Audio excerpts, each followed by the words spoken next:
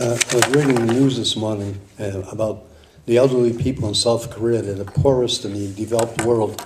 And the reason for that being is they spent all their money to educate their kids, expecting them to support them when they got older.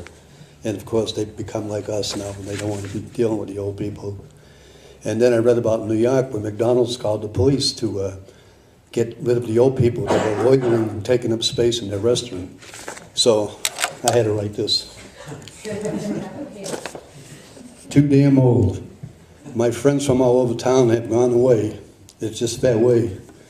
No one stays when time goes by, and suddenly you're too damn old and that ugly sight to behold.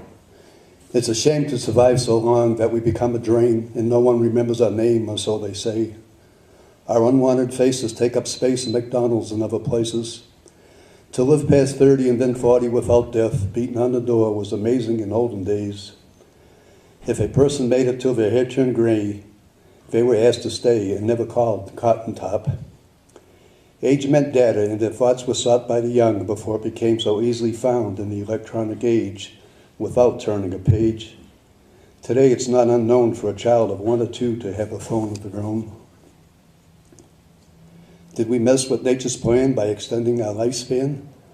Is that why cotton tops are avoided by those whose hair is yet to turn gray? Is that why the old are kept out of sight and put in homes? Should they even exist or be put on a list when they no longer fabricate? Do they take up space and depress those of us who retain our youth and don't want to see any decrepit people sitting in a booth while we have to stand to eat our lunch? Take away amenities given to those past retirement age so they'll die and get out of the way. Isn't that better than letting them suffer for so many years? Let's go along with nature's plan and rid the land of those who can no longer work.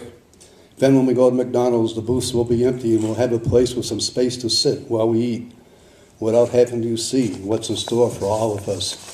The end.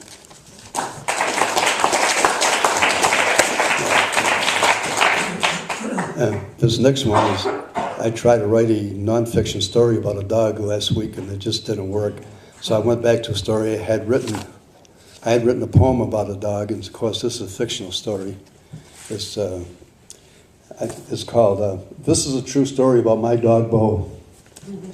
If I turned my head for a second, my dog Bo and her pal Scamp would romp into the kitchen. All the time I thought we were just 2 hungry dogs, until one day I walked in. Bo and Scamp both wore white chef caps, aprons, and had oven mitts on their front paws. They chopped and diced and cooked like pros.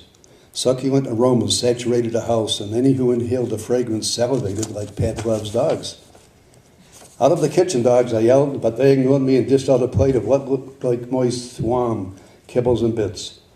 To be polite, I took a bite, and to my palate's delight, it tasted better than a porterhouse steak. Bo asked if I wanted more. She not only talked, she cooked, and was more faithful than any of my other friends. If I could have a litter that would cook like Bo or Scamp, I'd soon be rich. I immediately started looking for a stud to breed Bo and Scamp. Before I found a suitable mate for either one, I figured I'd find out where they learned to cook or if they could teach their pups to be just like them. Hey, Bo, come here, girl.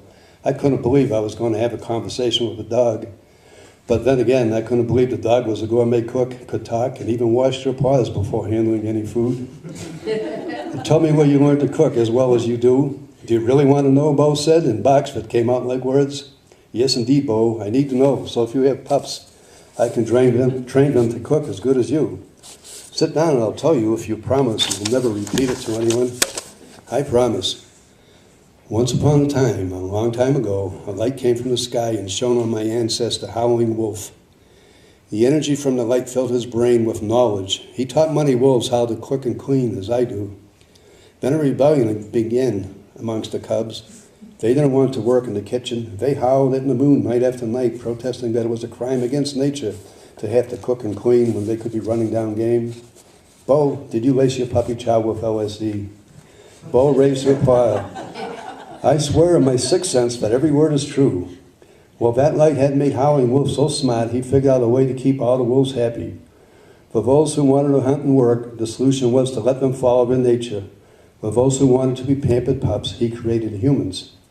Hold on, Bo, you're saying a wolf created mankind? He was no ordinary wolf. Then why don't all dogs cook and clean like you and Scamp? We're trying to break away from the pack. We believe it to be cruel to force humans to pick up a doggy do and have to brush and bathe us as they do. We want to be independent and live as Howling Wolf did. Then we can proud to say, I'm a dog. I'm proud of you, Bo. I tell everyone I know how smart my dog is. Hold on there, you had that backwards. Before I showed you I could cook, who did all the work around here? Why, I suppose I did.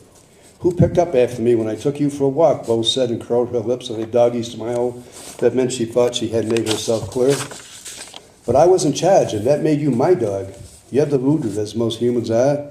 You and other humans were created to fill our needs, to cook and clean for us dogs, to give us baths and dress us in fancy clothes if we desired. Wait a minute, I think that's weird to dress up a dog. I know, I had you made that way. I think those pansy critters who dress like that are weird, but Howling Wolf said the dogs could choose to do anything they wanted. Hold on here, Bo, you're wrong. If dogs are in charge, how do you explain the dog pounds where so many dogs are euthanized? How do you explain death row?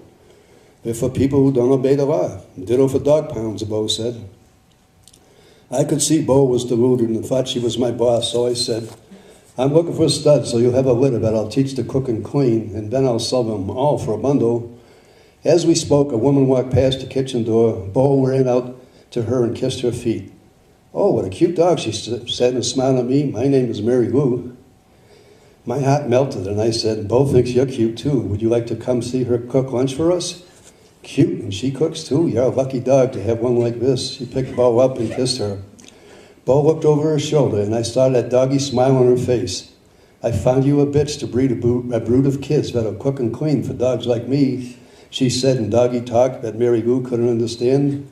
That doggy smile spread across her face, and I had to agree that Mary Lou would do. Yeah.